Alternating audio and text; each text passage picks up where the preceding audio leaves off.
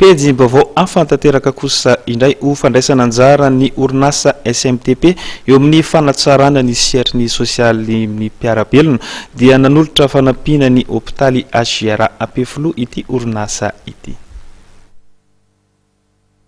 Takela-by fanorondalana misy 20 miampy davabako efatra sy loko milanja 10 kilao no natolotry ny orinasa SMTP ho an'ny hôpitaly HGR Ampefilo ho fandraisana anjara amin'ny fanatsarana ny sehatry ny sosialy ny mpiarabelona. Antony roa moa ho nanaovana izay araka ny fanazavany. Antony anakiroa mazava tsara no natoganay hoe hiara-iasa amin'ny HGR. Ny antony voalohany dia hoe maninona no panneau de signalisation no ny rano. Ny eritreritra zany zay hoe be ny olona amin'ny na ministera zany na ny orinasa-panjakana mangataka ny panneau de signalisation reny aminay. Nefa na tena tsonona aminareo fa tena lafo izy ireny. Le matière fanaovana anazy lafo. Fanaovana ny panneau de signalisation ka zay mahatonga ny commune urbaine Antananarivo angambany tsy dia tena afaka mameno panneau loatra eraky ny tanàna.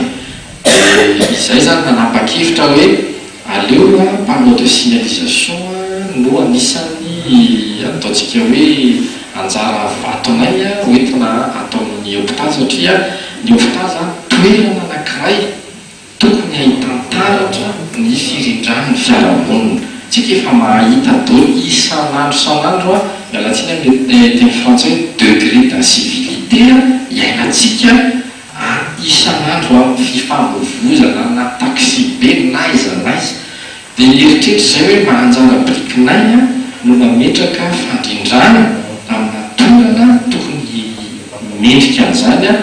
Ny orinasa Medius izay misahana ny fandrindrana ny famovozana sy ny fiantsonana fiara ny hôpitaly HGR ity no nahatanteraka ny fanelanelanana aka nahafahan'ny hôpitaly sy ny orinasa SMTP miara-miasa.